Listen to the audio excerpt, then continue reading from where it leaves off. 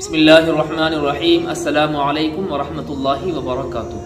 دوستو، آج کی ویڈیو میں ہم بات کریں گے کہ رجب کے مہینے میں مخصوص عبادت کون سی ہے۔ 27 رجب کو جو مخصوص عبادت کہا جاتا ہے کہ 27ویں رجب کے اندر رات میں مخصوص عبادت کرنے کا 1000 نمازوں کا ثواب ملتا ہے، جس کو صلاۃ الالفیہ کہا جاتا ہے۔ لوگوں میں جو مشہور ہے کہ ایک نماز پڑھو اور اس کا ثواب 1000 نمازوں کے برابر ملتا ہے۔ کیا اس کی کوئی حقیقت ہے؟ اس کو صلاۃ الرغائب بھی لوگ کہتے ہیں۔ کیا اسلام کے اندر اس کی کوئی حقیقت ہے یا نہیں؟ اور مسلمانوں کو اس رات میں عبادت کرنا چاہیے یا نہیں؟ یعنی صلاۃ الالفیہ کی نماز مسلمانوں کو پڑھنا چاہیے یا نہیں؟ تو اس کے بارے میں آج ہم بات کرنے والے ہیں۔ دیکھیں بھائی، یہ کوئی ڈاؤٹ کی بات نہیں ہے کہ رجب کا مہینہ جو ہے یہ حرمت والے مہینوں میں سے ہے۔ اللہ کے نبی صلی اللہ علیہ وسلم رجب کے مہینے میں خوب زیادہ عبادت کرتے تھے، لیکن ہمیں کسی صحیح احادیث میں یہی بات نہیں ملی ہے کہ 27ویں رجب کوئی مخصوص عبادت ہو کہ جس کو صلاۃ الالفیہ صلاۃ الرغائب کہا جاتا ہو، یہ ثابت ہو۔ یہ ثابت نہیں ہے، یہ محض لوگوں کی من گھڑت کہانی ہے۔ لوگوں نے من گھڑت اپنی طرف سے بنا رکھی ہے کہ اس رات میں خوب عبادت کرو تو اللہ تبارک و تعالیٰ 1000 رکعتوں کا ثواب یا 1000 نمازوں کا ثواب عطا فرماتے ہیں۔ تو میرے عزیز دوستو، خوب سن لو کہ اسلام کے اندر اس کی کوئی حقیقت نہیں ہے، اور اس کی بہت ساری خرابیاں پیدا ہو سکتی ہیں اگر ہم نے یہ چیز اپنے ذہن کے اندر اپنے مائنڈ میں لے لی۔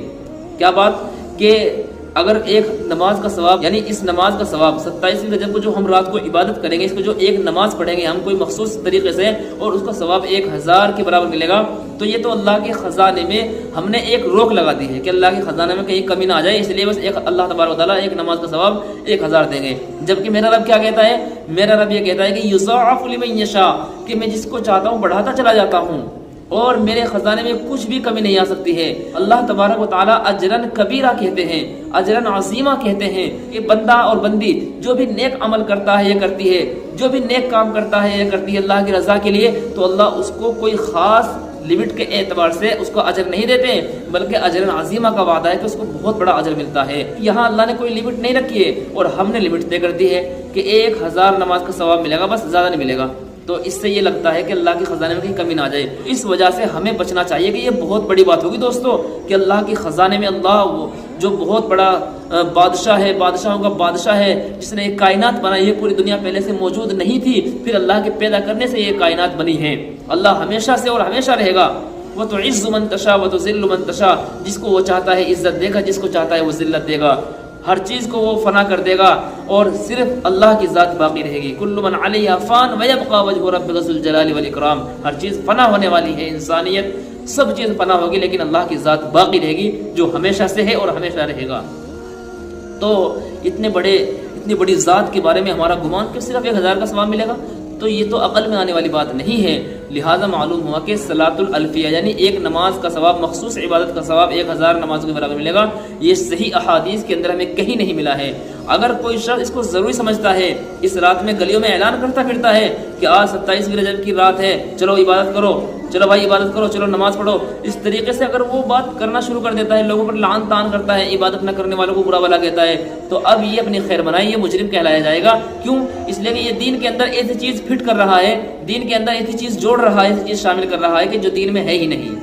بہت سارے لوگوں کو دیکھا جاتا ہے، اس لیے بات یہ کہی نہیں پڑ رہی ہے مجھے کہ بہت سارے لوگوں کو ہماری مساجد کے اندر بھی یہ بات آتی ہے۔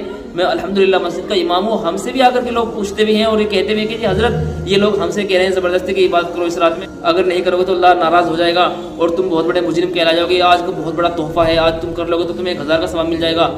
تو بھائی میں ان سے یہ کہتا ہوں کہ بھائی اللہ کا دربار ہمیشہ کھلا رہتا ہے، یہ اس رات میں نہیں بلکہ اللہ کا دربار ہمیشہ کھلا رہتا ہے۔ اللہ تو انتظار میں رہتا ہے کہ کب بندہ میرے سے توبہ کرے، کب بندہ عبادت کے لیے آئے، کب بندہ وہ عبادت کرے اور اس کو میں ثواب دے دوں، اس کو میں بہت زیادہ عبادت کا ثواب دے دوں۔ تو اس کو اگر ہم نے ضروری سمجھ لیا تو ہم گنہگار کہلائے جائیں گے۔ تو خوب سن لیں، اس کی کوئی حقیقت نہیں ہے کسی بھی احادیث کے اندر۔ تو معلوم ہوا کہ صلاۃ الالفیہ کی کوئی ویلیو ہے ہی نہیں، تو اس دن ہم عبادت کریں یا نہ کریں کوئی فرق پڑنے والا نہیں ہے۔ اگر ہم عبادت ضروری سمجھ کے کریں گے تو ہم گنہگار کہلائے جائیں گے، کیوں؟ اس لیے کہ ہم ضروری سمجھ رہے ہیں اس کو، اور ضروری سمجھنا کسی چیز کو دین کے اندر یہ بدعت کہلایا جاتا ہے، اور بدعت بہت بڑا گناہ ہے۔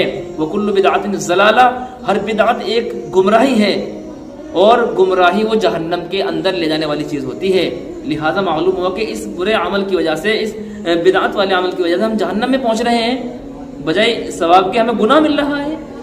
ہم ثواب تو کیا حاصل کرتے ہیں، ہمیں تو عذاب مل رہا ہے۔ اور دوستو یہ ایسی بھول ہوتی ہے کہ جو آدمی بدعات اختیار کرتا ہے نا، جو آدمی اپنی طریقے سے بات فٹ کرتا ہے دین کے اندر، تو اس کو توبہ کی توفیق نہیں ہوتی ہے، کیونکہ یہ ڈرتا ہی نہیں ہے، اس کو تو لگ رہا ہے کہ میں شکام کر رہا ہوں دین کے اندر، تو شیطان اس سے مطمئن رہتا ہے۔